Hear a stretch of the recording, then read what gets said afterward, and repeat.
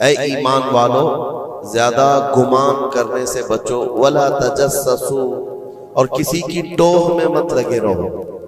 तजस्सुस किसको कहते हैं? जासूसी करना। कौन कहां जा रहा है, कहां से आ रहा है, इसके घर में कितने लोग हैं, किस वक्त इनके घर में क्या क्या होता है, तुम्हें उसके बारे में अल्लाह ने हुक्म नहीं दिया।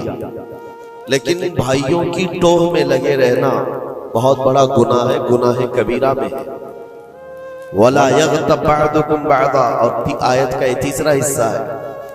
और अपने भाइयों की गैर मौजूदगी में उनकी गीबत ना करो, उनके खिलाफ बातें ना करो।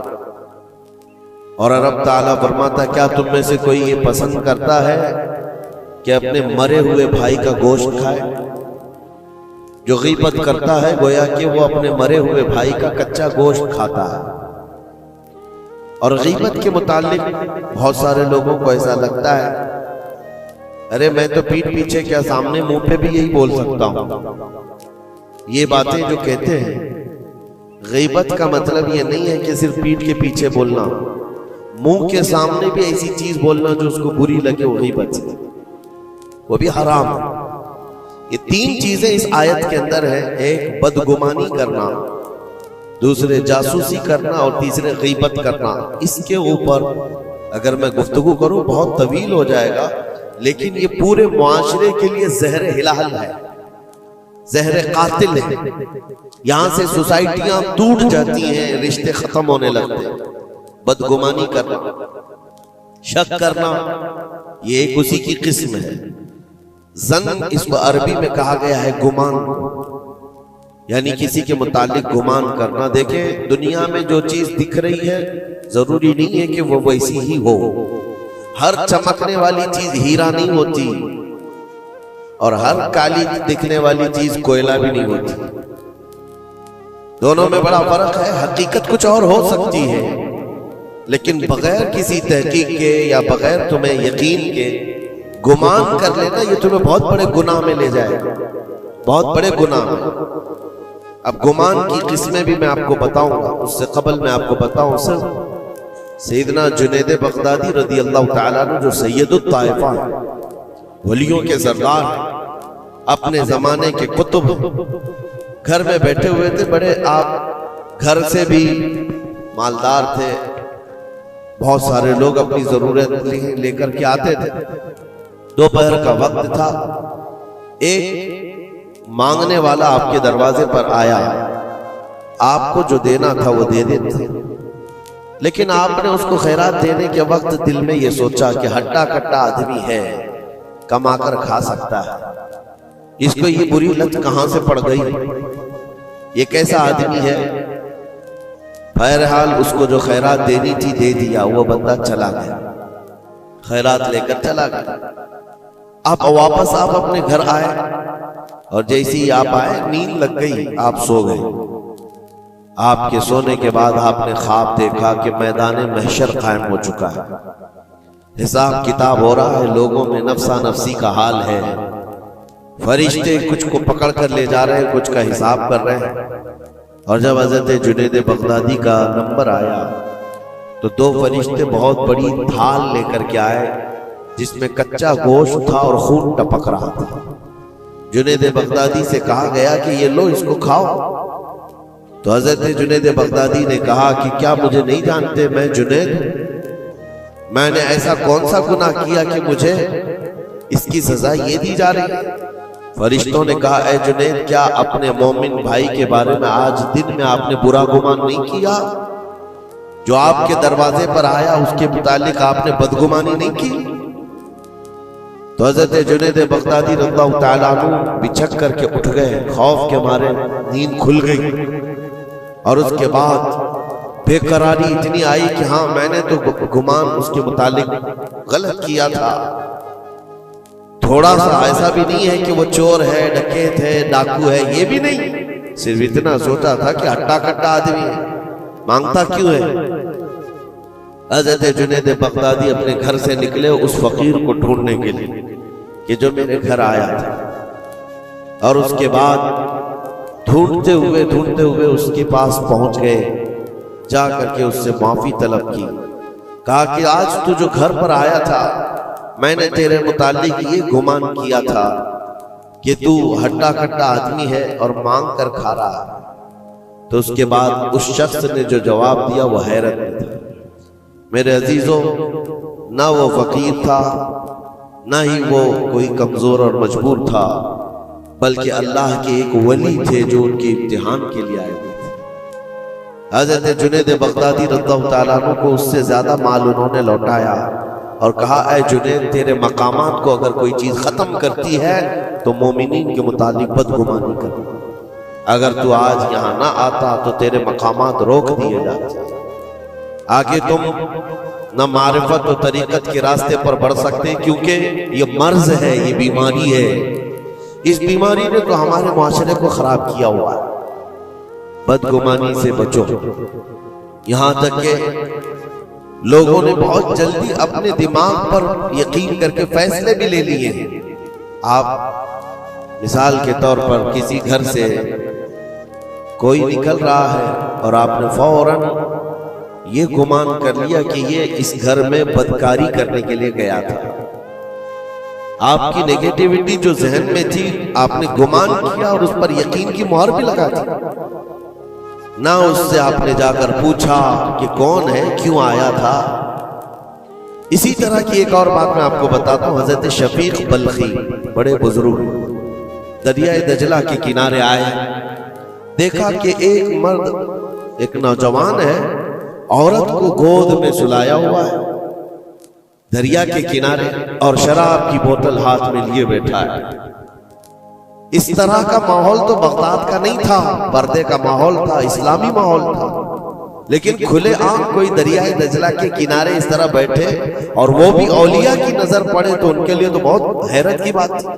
हजरत शफीक बल्खी ने देखा, कहा, हाय अफसोस, जमाना कहां आ गया। लोग खुले आम औरतों को लेकर बाहर सोने में बाहर मजे करने लग गए और खुले आम अब शराब भी पी जाने लगी। शराब भी पी जा रही है, खुद भी पी रहा है, उस औरत को गोद में थोड़ा थोड़ा सा पिला भी रहा है। हजरत शफीक बल्खी ने कहा कि बहुत सख्त हालात हो गए बगदाद में, इतनी अय्याशियां मैं पहली मर्तबा देख रहा हूं। इसी असना में एक कश्ती दरियाए दजला में हिचकोले खाती हुई आ रही थी और उस कश्ती का बैलेंस बिगड़ा हुआ था, वो आगे बढ़ नहीं पा रही थी। इधर उधर करते करते अचानक वो कश्ती पलट गई, उसमें 10 लोग सवार थे, सबके सब दरिया में डूब। ये जो नौजवान किनारे पर बैठा था, उस औरत को जो गोद में लिए बैठा था, औरत को उठाया और उसको साइड किया, भागता हुआ गया दरिया के पार। यूं हाथ डालता था, एक आदमी को निकालता था और बाहर करता, ना उसके पांव पानी में डूबते थे। यूं समझ ले कि जैसे दरिया में कोई खड़ा है और अपने हाथ डाल डाल करके निकाल रहा है। 9 आदमियों को उसने अपने हाथों से दरिया से निकाला और बाहर किया और उसके बाद एक आदमी बच गया था।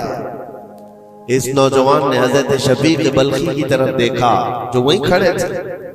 कहा, क्या है शफीक बल्खी, मेरे बारे में बहुत कुछ तुमने सोचा दिल में, 9 तो मैंने निकाल दिया, एक आप निकाल दिया। ये जो जान बचाया है मैंने, और रब तबारक व तआला ने फरमाया, जिसने किसी एक की जान बचाई उसने पूरी कायनात की जान बचाई, पूरी दुनिया की जान बचाई। मैंने तो 9 को बचाया, आप एक बचाओ। आपने फरमाया, इस सिलसिले में बाद में बात करेंगे, पहले उस आदमी को बचा लो, उस आदमी को बचा लो, मैं तुमसे इल्तिजा करता हूं। उसने 10वें को भी बचाया। उसके बाद हजरत शफीक बल्खी के दिल में एहसास हुआ कि मैंने गलत जगह गुमान किया। ये कोई आम आदमी नहीं है, आम इंसान नहीं है, इसके मुतालिक मैंने क्या क्या दिल में सोच लिया, क्या क्या गुमान कर लिया। तो आपकी आंखों में आंसू आ गए और कहा कि मुझसे बड़ी खता हो गई, मुझे माफ करें। लेकिन आपको अल्लाह ने ये ताकत दी है कि आप दरिया पर खड़े होकर इंसानों को बचा तो रहे हैं, लेकिन ये क्या है जो किनारे पर बैठ करके खुलेआम हो रहा है? किनारे दरिया के बैठकर ये खुलेआम क्या हो रहा है? उस नौजवान ने कहा, शफीक बल्खी, ये भी मैं बताता हूं, वो गोद में पड़ी हुई औरत कोई आम औरत नहीं, मेरी माजूर माँ है, बीमार है, और उसको दरिया के किनारे लाने का हकीमों ने हुक्म दिया। और मेरे हाथ में जो बोतल है ये दवा की बोतल है, उसको हर आधे घंटे पर पिलाया जाता है। मैं भी पीता हूं और मेरी माँ को पिलाता हूं। सिर्फ इलाज की गर्ज से मैं यहां पर बैठा हुआ हूं। और आपने अपने दिमाग में क्या क्या सोच लिया कि बगदाद तबाह हो गया, अय्याश हो गया, नौजवान औरतों को लेकर आके बैठने लग गए, शराब पीने लग गए। मेरे अजीजों, ये बहुत बड़े वली कामिल की बात कर रहा हूं, हज़रत शबीक बल्खी। लेकिन उनको खता का एहसास होता तो वो रोते, गिड़गिड़ाते और तौबा भी करते।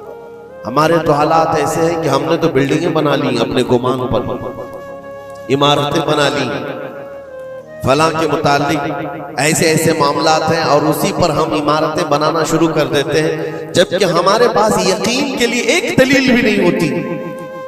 मेरे अजीजों, बदगुमानी से बचने के लिए कुरान कहता है, या अय्युहल्लज़ीना आमनू इज्तनिबू कसीरम मिनज़्ज़न, ऐ ईमान वालों, ज्यादा गुमान करने से बचो, हराम है और कबीरा गुनाह है। यहां तक के फरमाया गया कि बदगुमानी करोगे मोमिनीन के मुतालिक, कल क़यामत के दिन फैसला होगा, और अगर तुम्हारा गुमान गलत निकला तो सारी नेकियां तुम्हारी उठाकर उस बंदे को दी जाएगी जिसके मुतालिक बदगुमानी किया था। और तुम नेकियों से अगर खाली थे तो ये मत समझना कि अब कुछ नहीं लिया जाएगा, बल्कि जिसके मुतालिक बदगुमानी किए थे उसके गुनाह उठाकर तुम्हारे ऊपर डाल दिया जाएगा।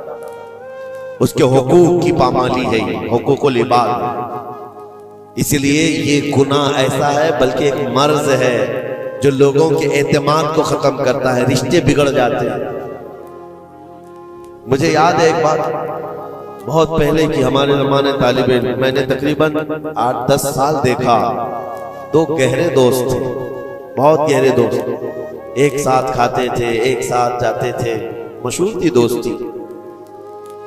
और इत्तेफाक ऐसा हुआ कि एक महफिल में बैठे हुए थे, एक दोस्त जो है वो मुझसे बात कर रहा था, और उसका जो दूसरा दोस्त है वो दूर बैठा हुआ है।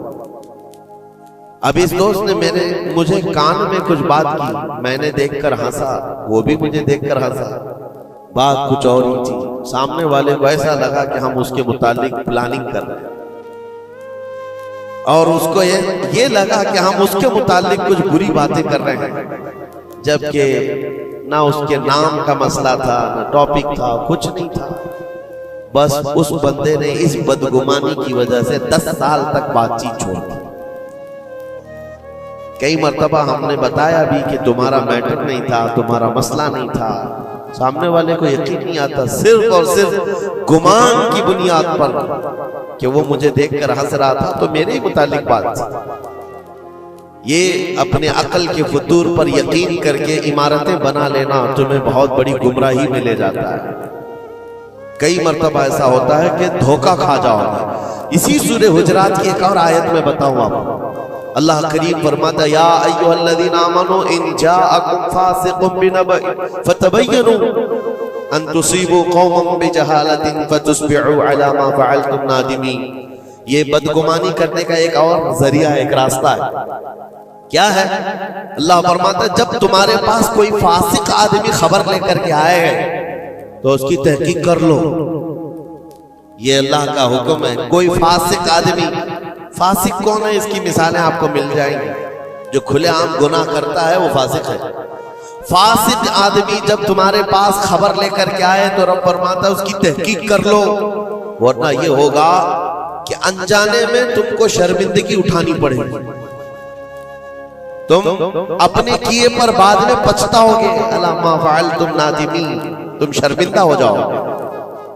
अक्सर ऐसा होता है कि कोई खबर लेकर के तुम्हारे पास आया, और आज के जमाने का बड़ा फासिक ये व्हाट्सएप है, ये बड़ा फासिक है।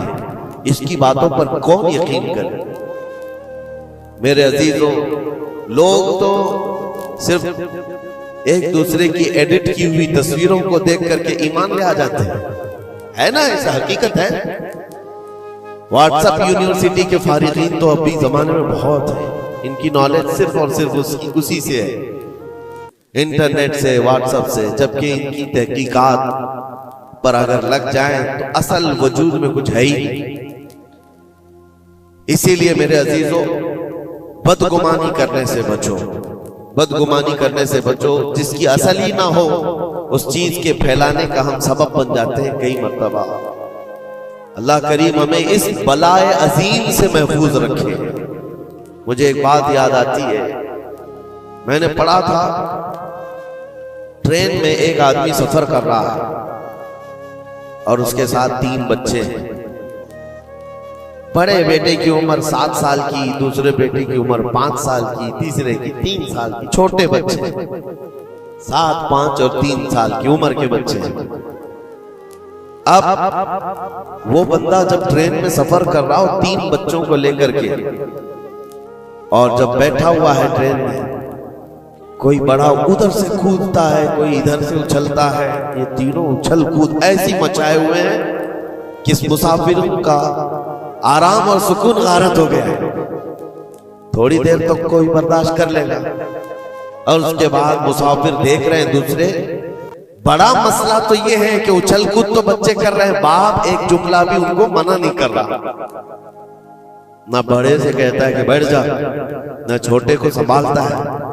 उछल कूद कर रहे हैं और ये खामोशी से बैठा हुआ है कोने में। सामने के पैसेंजर देखते रहे और कहा कि कितना बेगैरत आदमी है, बच्चों को ऐसे खुलेआम छोड़ा हुआ है, बैलों की तरह नाच रहे हैं। अब कानाफूसी भी शुरू हो गई।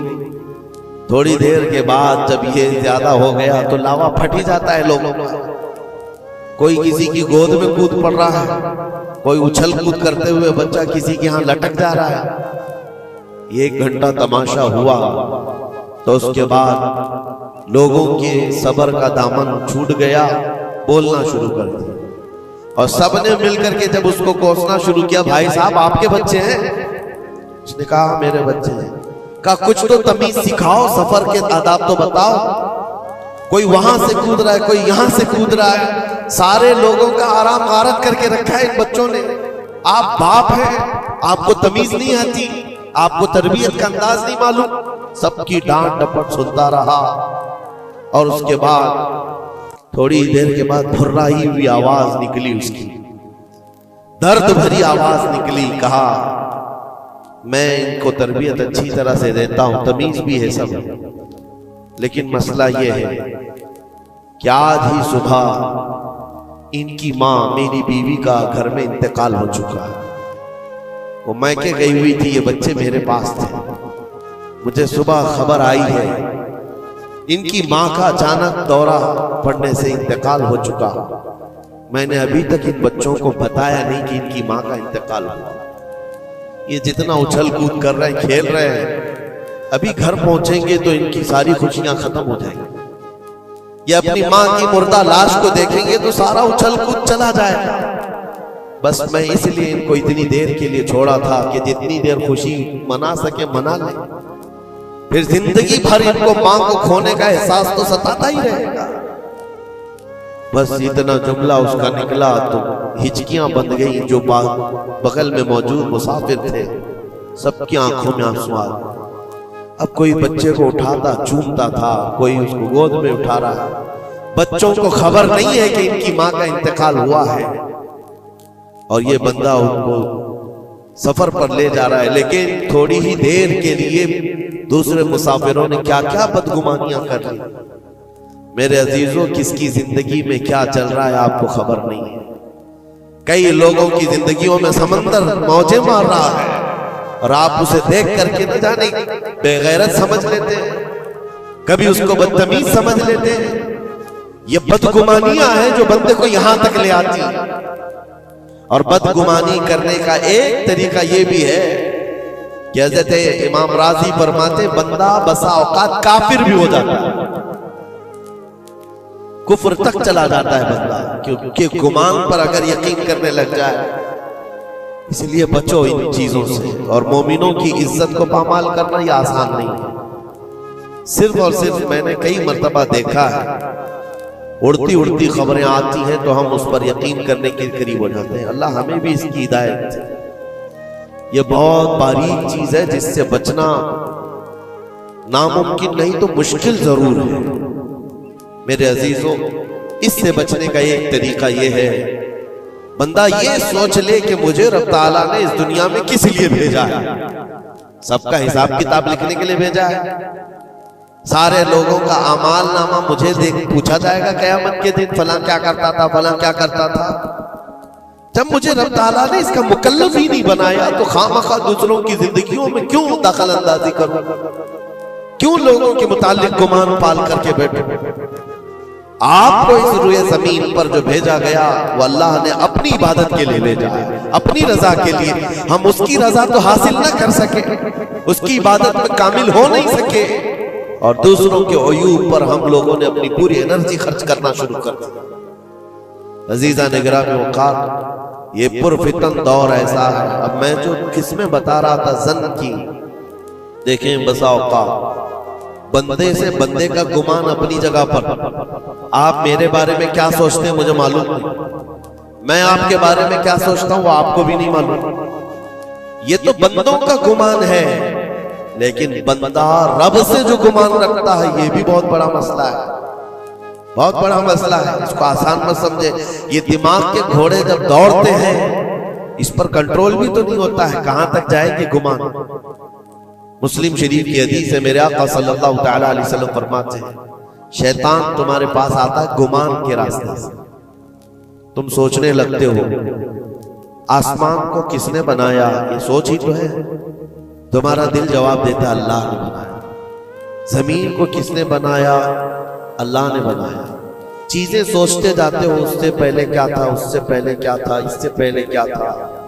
और ये जब दिमाग के घोड़े दौड़ने लगे, तुमने उसको नकील नहीं थामी तो ये लेकर के जाता है दिमाग। आखिर में ये गुमान डालता है फिर अल्लाह से पहले क्या था, या फिर अल्लाह को किसने बनाया। यहां आकर के तुम्हारे ईमान पर डाका पड़ जाता है और तुम शशोपंज में रह जाते हो। खुद से अगर कुछ सोचकर फैसला कर लिया कि अल्लाह के पहले ऐसा था या अल्लाह ऐसा था, नाउज़ बिल्लाह, तो कुफ्र हो गया। एक गुमान के रास्तों को आजाद छोड़ने का हुक्म नहीं दिया गया है। इसीलिए मियां हम और आप तो छोड़े, औलिया की बात भी छोड़े, उम्मत के जो सबसे आला किस्म के लोग थे वो सहाबा थे। सबसे आला, कयामत तक पैदा होने वालों में जो सबसे अच्छे थे अल्लाह ने उनको सहाबी रसूल बनाया। सहाबा इकराम बात कर रहे थे आपस में किस मसले में, तकदीर के बारे में, तकदीर के मुतालिक बात करें। तकदीर के बहुत सारे मसले इसमें दिमाग की गिरें ऐसी आजाद हो जाती है, बंदा सोचने लग जाता है। तकदीर क्या है? जो कुछ भी दुनिया में होने वाला है अल्लाह ताला ने उसको पहले से लिख दिया है। ये यकीन है कि नहीं आपका तकदीर? और तकदीर का इनकार करने वाला काफिर है। यानी जो कुछ अच्छाई या बुराई जिंदगी में हो रही है अल्लाह ने इसको पहले से लौहे महफूज में लिखा, ये तकदीर है। अब बंदा यहां सोचने लगता है अगर पहले से लिखा हुआ था तो मुझे तो वही करना है जो वहां लिखा हुआ है, इसमें मेरा क्या कसूर है। गुनाह करता है उसके बाद बोलने लगता है तो पहले से लिखा हुआ था। कुछ भी करेगा और उसके बाद ये गुमान करने लगेगा कि वहां तो लिखा हुआ था, मैं ऐसा कर रहा हूं। तकदीर के मसले ऐसे हैं कि बाज लोग सवाल करने लग जाते हैं कि मियां अगर अल्लाह ने पहले से लिखा है तो फिर बंदे का क्या कसूर है इसमें जो गुनाह कर रहा है, और अगर पहले से लिखा हुआ नहीं है तो फिर तकदीर नहीं है। इन मसाइल में गुफ्तगू करते करते, गुमान करते करते बंदा कुफ्र तक पहुंच जाता है। कुछ फिरके भी बन गए इसी बात, जबरिया, कदरिया। अब मैं यहां पर इसलिए ये बात कर रहा हूं, नबी करीम सल्लल्लाहु तआला अलैहि वसल्लम ने सहाबा को मना कर दिया कि इस मसले में गुफ्तगू ज्यादा ना करो, तो आम लोग तो छोड़े। अब जन की किस्में मैं बता रहा हूं, गुमान की वो 4 किस्में बताई गई। इमाम अबू बकर जस्सास राजी रहमतुल्लाह अलैह ने 4 किस्में इसकी बयान की। पहला गुमान हराम है, दूसरा गुमान वाजिब है, तीसरा गुमान मुस्तहब है, और चौथा गुमान यानी ना उसके ऊपर गुनाह मुबाह है। उसकी किस्में हैं जिसमें से पहला गुमान जो हराम है, और एक गुमान को तो उन्होंने कुफ्र भी कहा है। पहला गुमान हराम, ये सोचता रह जाए सिर्फ अल्लाह के मुतालिक है ये सारे गुमान, कि मैं गुनहगार हूं और अल्लाह मुझे सजा देकर ही रहेगा, अल्लाह मुझे अजाब ही देगा, ये सोचता रहे सिर्फ और सिर्फ, तो इमाम अबू बकर जस्सास राजी फरमाते ये गुमान हराम है। रब कहार जरूर है, रब जब्बार जरूर है, लेकिन गफ्फार भी है और सत्तार भी। तुमने अगर सिर्फ यही गुमान किया कि मुझे सजा देगा, मुझे सजा देगा, तो ये गुमान हराम है। इस पर मुझे आला हज़रत फाजिल बरेलवी रहमतुल्लाहि तआला अलैह की बात याद आती है। उनका गुमान कैसा था, सोचते थे बारगाह मुस्तफा करीम, कहते हैं डर था कि इसियां की सजा अब होगी या रोजे से, डर था कि गुनाहों की सजा अब होगी या रोजे जजा, दी उनकी रहमत ने सदा, ये भी नहीं वो भी नहीं, यहां भी नहीं होगी वहां भी नहीं होगी, रहमत ने सजा आवाज दी। हाँ, गुनाहों के मुतालिक हमें तो गुमान है कि सजा होगी, मेरे अमाल का बदला तो जहन्नम ही था, मैं तो जाता मेरे सरकार ने जाने न दिया, ये गुमान है। बारगाह मुस्तफा में गुमान आला रखो, और रब ताला के मुतालिक जब गुमान करना हो तो हदीस कुदसी है, मुस्नद अहमद की हदीस है, अल्लाह ताला फरमाता अना इंद ज़न्नी अब्दी बी, मैं अपने बंदे के गुमान के मुताबिक सुलूक करता हूं, बंदा मेरे मुतालिक जैसा गुमान करता है मैं उसके साथ वैसा सुलूक करता हूं। अब तुम्हारा है, ये तुम्हारी मर्जी है। और हदीस का आगे का टुकड़ा भी है, फल यदुन्न मा शाअ बी, बंदा जो चाहे मेरे बारे में गुमान कर ले। तुम सख्त किस्म का खुदा गुमान करके बैठे हो, सख्तियों का सुलूक हो जाए। इसीलिए मैंने इससे कबल भी एक बार कहा था, जब किसी के घर में इंतकाल होता है फरिश्ते आ जाते हैं, मरे हुए इंसान को उठाने से पहले तक वो घर वालों को सब देखते रहते कौन क्या क्या बोल रहा है, और उसकी सारी रिपोर्ट ले जाकर बारगाह रब्बुल इज्जत में अर्ज करते हैं। अल्लाह ताला पूछता है फरिश्तों से, आज इस घर में एक जान को हमने लिया, वो लोग मेरे मुतालिक क्या गुमान कर रहे थे, क्या सोच रहे थे और क्या कह रहे थे। फरिश्ते कहते हैं, ऐ मौला फलां कह रहा था कि मेरे घर पर बड़ा जुल्म हो गया, मेरा अजीज बच्चा ले लिया, मेरे घर पर ऐसी चीज आफत आ गई, सब बातें। तो रब तबारक व तआला फरमाता है फरिश्तों गवाह हो जाओ, उन्होंने जैसा मेरे मुतालिक गुमान किया अब मैं उनके साथ वैसा सुलूक करूं, दुनिया में भी और आखिरत में भी। और फिर किसी घर से फरिश्ते जाते हैं जो नेक लोगों का होगा, रब ताला पूछता है यहाँ क्या कहा जा रहा था मेरे मुतालिक, क्या सोचा जा रहा था। फरिश्ते कहते मौला उनके घर पर बड़ी गम की बात थी, बड़ी मुसीबत थी, उनके बाप का इंतकाल था, लेकिन हर कोई कह रहा था इन्ना लिल्लाहि व इन्ना इलैहि राजिऊन, हम अल्लाह के लिए हैं और अल्लाह ही की तरफ लौटने वाले हैं। रब ताला फरमाता है फरिश्तों तुम गवाह हो जाओ, इससे बेहतर उनको निअमुल बदल दुनिया में दूंगा और उससे बेहतर आखिरत में अता करूंगा।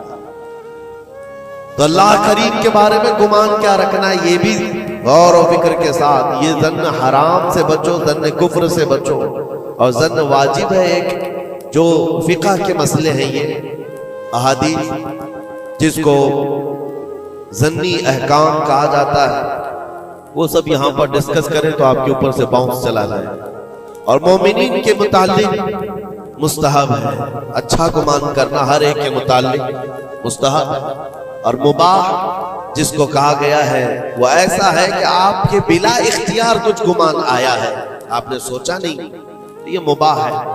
और खैर का गुमान करना, ज़न्नुल मुमिनीन खैरन, हुजूर पाक ज़न्नुल मुमिनीन खैरन, मेरे आका सल्लल्लाहु अलैहि वसल्लम ने फरमाया मोमिनों के बारे में हमेशा अच्छा गुमान रखो, अच्छा गुमान रखो। कोई मर गया और जनाजा जा रहा है, एक हदीस ये भी मैं बता दूं आप, तुम्हारे गुमान करने से और तुम्हारे बोलने से कितना फर्क पड़ता है। एक जनाजा जा रहा था, हुजूर पाक सल्लल्लाहु अलैहि वसल्लम थे, वहां पर बहुत सारे लोग खड़े थे, उसकी तारीफ करने लग गए, क्या अच्छा आदमी था, कितने अच्छे अमाल थे इसके, सबके साथ भलाई करता था। हुजूर पाक ने फरमाया वजबत, वाजिब हो गई उसमें। फिर एक जनाजा निकला और लोग उसके मुतालिक कहने लगे बड़ा बदकार आदमी था, ये जमीन का बोझ है, चला गया, लोगों के साथ बुराइयां करता था। हुजूर ने फरमाया वजबत, वाजिब हो गई। साहबा ने पूछा दोनों पर वाजिब हो गई? हुजूर ने फरमाया पहले पर जन्नत वाजिब हुई, दूसरे पर दोज़ख वाजिब हुई। तुमने जिस तरह से उसके मुतालिक अपना वो बनाया, दिमाग बनाया, मोमिनीन जो कसीर मोमिनीन और यानी सलाह और तकवा वाले मोमिनीन जिसके मुतालिक अच्छा गुमान करे, अल्लाह भी उसके साथ अच्छा सलूक फरमाता। इसीलिए मेरे अजीजों, क्या जाता क्या है अच्छा गुमान करने में? खर्चा कौन सा है आपका? पैसे कौन से लगते हैं आपके? जो कब्रस्तानों में सोए हुए उनके बारे में अच्छा गुमान करो कि जो कुछ भी थे अनजाने में उनसे खताएं हुई होंगी, लेकिन वो रब ताला की रहमत से मायूस नहीं थे, मौला उन्हें माफ करेगा। ये इतना गुमान करने में तुम्हारा क्या जा रहा है? आज के इस पुरफितन दौर में ऐसे बदमाश किस्म के और ऐसे फित्तीन लोग भी आए हुए हैं जो तुम्हें औलिया से भी बदगुमान कर रहे हैं, सहाबा से भी बदगुमान कर रहे हैं।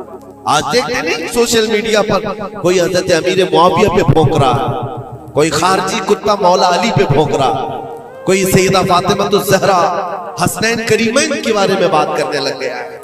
ना तुम्हारा जमाना है, ना तुमने उनको देखा है, सिर्फ उड़ती हुई खबरें आई तो तुमने यहाँ से गुमान बना लिया, फला बागी था, फला हद से ज्यादा करने वाला था। नाउज़ुबिल्लाह, ये सहाबा के बारे में बातें हो रही है, औलिया इकराम के बारे में धड़ल्ले से बात की जाती है।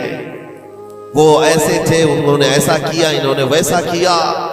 माज़अल्लाह, जिस वक्त तुम्हारी पकड़ होगी तुम्हें दलील देनी पड़ेगी।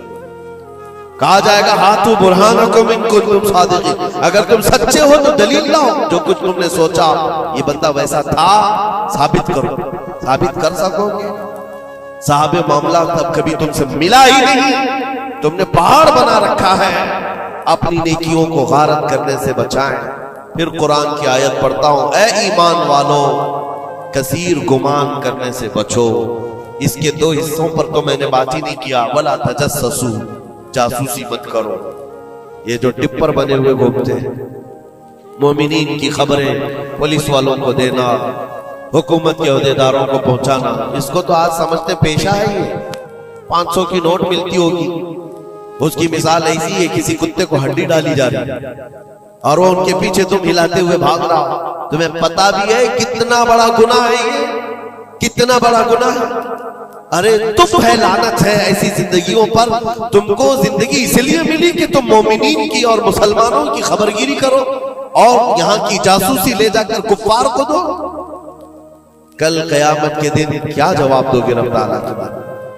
रब तबारक व तआला के उन बंदों के मुतालिक जो उसे अल्लाह पुकारते हैं, तुम इनकी खबरें ले जाकर उन कुफ्फार और मुशरिकीन को देना चाहते हो जो हमारी जान के प्यासे हैं। मुसलमानों में से अगर कोई है तो बाज आ जाए, तौबा कर। इतना खतरनाक गुनाह है कि मरने के बाद कब्र में उसका चेहरा किबले से बदल दिया जाए। कब किबला से बदल दिया जाएगा उसका चेहरा, उसको किबले की तरफ रखने नहीं दिया जाएगा। अजीजा ने गिरामी औक़ात, अल्लाह करीम ऐसी बुरी नौबतों से हमें महफूज फरमाए, ऐसी बुरी ड्यूटी से अल्लाह महफूज फरमाए। करीम खुदा रहमान राहिमीन की बारगाह में दुआ है कि हमें हमारी अक्ल पर कंट्रोल की तौफीक दे और हमें मोमिनीन के मुतालिक हुस्न ज़न की तौफीक अता फरमाए। बदगुमानी से किए हुए गुनाहों से मौला हमको माफ फरमाए। रब तबारक व तआला हमारी गुमान से मोमिनीन का किसी का दिल दुखा हो, हम तेरे बारगाह में सच्ची तौबा करते हैं, मौला हमें माफ फरमा दे। व सल्लल्लाहु तआला अला खैरि खल्क़ि मुहम्मद व आलिहि व अस्हाबिहि अजमईन।